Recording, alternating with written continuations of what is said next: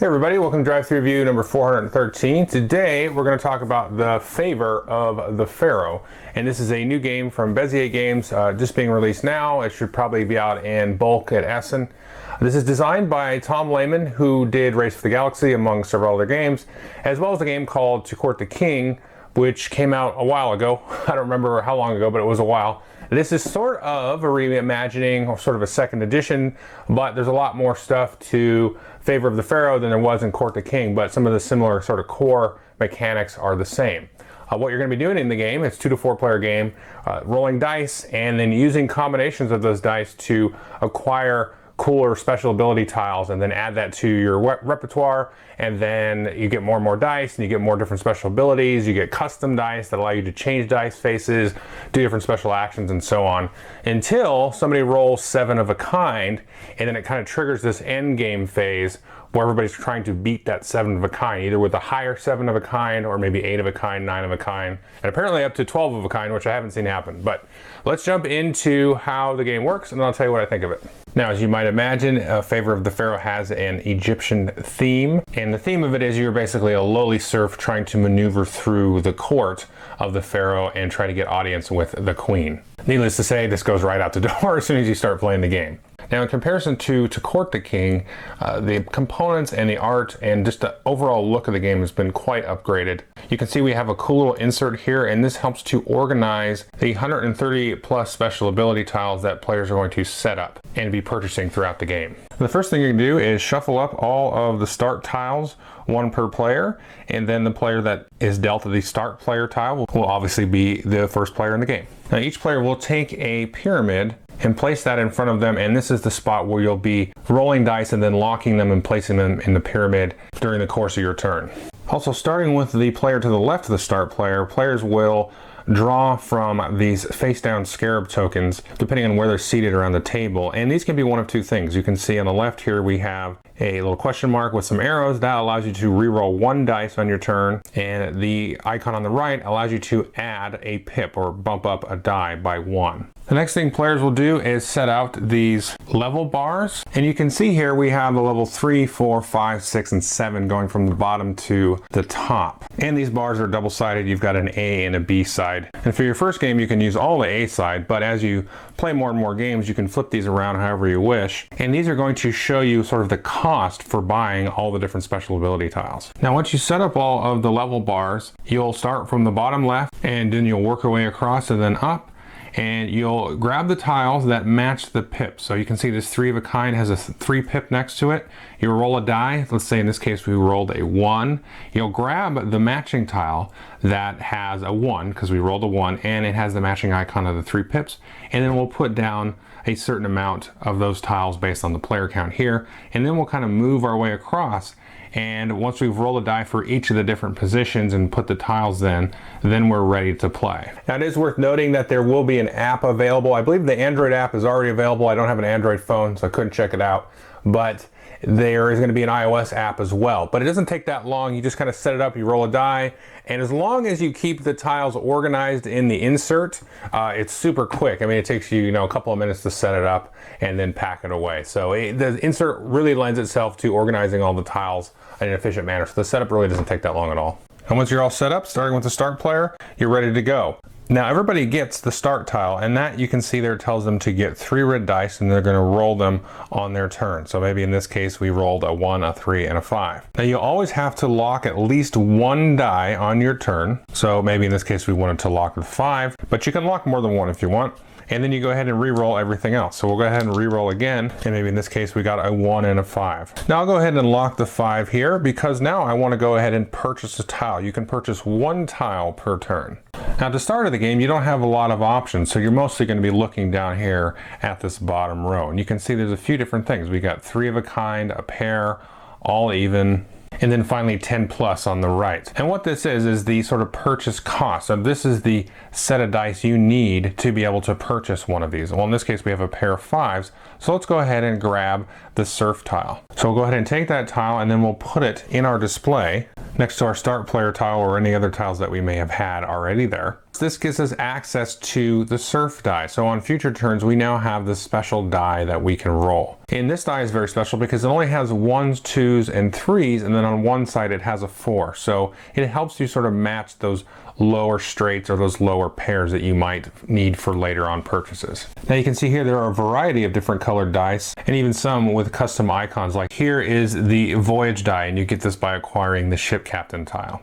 Now if we look back over here, we can see there's a variety of tiles, but there's also 3 basic sort of colors. You've got your yellow tiles, your blue tiles, and your red tiles. Now the yellow and blue tiles are once per turn tiles. You can use that action once on your turn, and the red tiles are a once per game tile. So if we look at this builder tile, once per turn we can activate this, we can get a scarab token, and we can get what's called an immediate die. Another example here is the entertainer tile, and that allows us to actually flip over a tile to its opposite side. So a 6 can go to a 1 and so forth. And just an example of one of the red tiles is the burial mask, and you can use this once per game, and then you can draw 5 of the scarab tokens. Now it's definitely worth mentioning that the yellow tiles are always going to give you more dice to roll. And remember, the goal is to roll 7 of a kind, and you only start with 3. So you're definitely going to go after those yellow tiles to get more dice, especially the specialized ones that allow you to do some cool actions with them.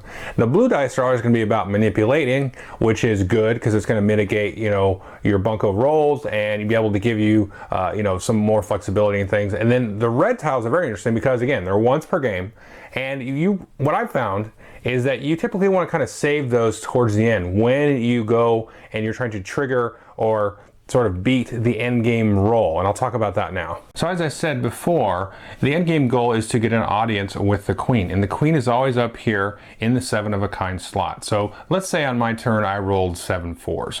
So now if I want, I can go and lock those dice and then purchase the queen tile. So what I'll do after my turn is I'll go ahead and take one of the red dice that I have, and I'll go ahead and put that in the 7 slot, and that way everybody will know that's the roll to beat. And then you will go ahead and add the queen to your display of special ability tiles, and also take the Pharaoh token and put it in front of you to show that you are the current quote-unquote winner of the game. And then anybody that has not yet had a turn this round will get one of these +1 die tokens, but everybody will be able to get a chance to beat the current winner.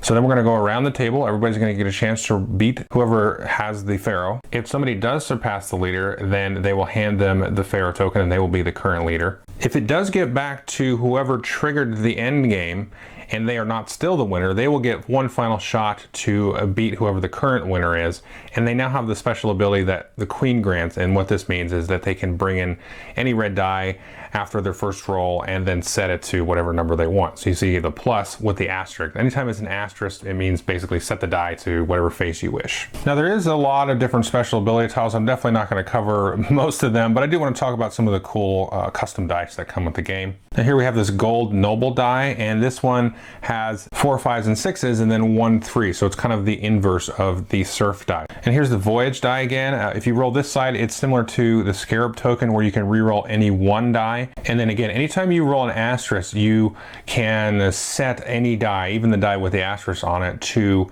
whatever side you wish. Next we have the Artisan Die, and this is just like any D6, except for when you roll the 1, it also provides you this asterisk. And then sort of the next level for that is this Intrigue die. This doesn't have a 6 on it, but if you roll what would have been the 6, then it allows you to set 2 different dice to any face that you wish. And then finally we have the Grand Vizier, and he provides this Decree die. And this is pretty interesting because you can either roll a normal number like you can, and there's no 1 on this die. And if you roll this side, you can either use this to turn any die to whatever face you want. But if you lock it with this side, it allows you to use the special ability of somebody else's tile that they've grabbed. And I just wanted to say that the game comes with this extra supplement, which gives you a very clear description of what all the different tiles do. The iconography is not really bad at all. It takes you, just a little bit of explanation, maybe a round or 2 to get into it, but then you're away and running. Okay, so that is Favor of the Pharaoh, and what do I think of it? Well, I think it's awesome. I love it. I have a great time with it. It sort of took me by surprise. I got sort of a quick demo of it at Gen Con, and immediately I was like, okay, I can see there's a ton of potential here. This is going to be really cool. And then we played it a few times this weekend, and then I started to see some things I didn't expect to see, which is always great when you play a game. Now, the one thing that's first off is the person that sort of triggers the end game probably isn't going to win.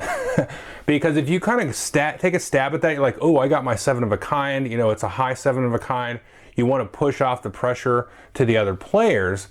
Well, that's kind of tricky because now people know what they're going for, and they get sometimes that special die that they get to add on, and they maybe have waited for somebody else to do that, and they have some of those red tiles that they can fire off and trigger and do a ton of actually dice manipulation to, then to succeed you and stuff. So that's kind of an interesting thing. So because of that, though, the arms race of the game really comes into play. And I mentioned it earlier in the review, sort of getting just the number of dice that you roll is very strong because it gives you that potential to get 8, 9, even 12 of a kind, apparently, which we haven't seen. Most I've seen is 9 of a kind out of the 3 plays. But I could see it. I could totally see somebody hitting that. But you have that kind of balance. Again, kind of like a Dominion where you're sort of, you're buying and buying and buying and getting more engine, and then you make that switch to sort of buying victory points. Well, here it's like buy, buy, buy, and then you switch, and then that's like the end. Once you kind of make that trigger of I've got enough dice, I've got enough cool manipulation, I've gathered enough scarab tokens possibly, and I've got a couple of red tiles maybe sitting. But it's also an arms race to grab those tiles because they're limited. You can't, there's not one for each player necessarily. As you kind of go up those levels of tiles, there's going to be less and less available, especially that top one. There's only one of each of those. So you have that sort of arms race of, okay, I feel like I've got this big enough engine, I'm going to fire it off, and then I'm going to spend all of it. And the interesting thing is, the person that triggers the queen, maybe did they use all the red tiles to get, that first 7 or 8 of a kind, and then when it comes back around to them, sort of inevitably that they got surpassed, do they have enough to sort of beat them and get back on top of that? So very interesting sort of balance between buying the mitigation versus buying the dice tiles that provide you the dice and all that stuff, and when to sort of trigger certain things, and when to spend some of like those scarab tokens that you really want to kind of save to the end of the game, but you want to really grab that Vizier tile or that really special tile that is going to help you at the end. So I would say on surface it's going to seem sort of solitarish. There's not really any direct interaction. Maybe the Vizier die is the only thing that really I would consider. But it does have interaction. You do want to watch with other players. That's 100% true. You need to watch and figure out what dice people are buying and all that stuff, and how many dice they have in their collection that they have access to, and then where that sort of the end game sort of tension is going to fire off. And it looks great. It's very well illustrated. Tons of tiles and components. Everything is very good quality. Everything too. So they've really sort of taken to court the king. A couple of lacquers of paint on the tiles and everything, and made it really spruced up and very nice and spiffy looking. So if you like quick Euros, and this is another good sort of dice manipulation game that goes way beyond Yahtzee and goes into this a whole other territory, even though it's got kind of Yahtzee at its core, it really kind of goes in a completely different direction. Awesome. Take a look at it. Thanks.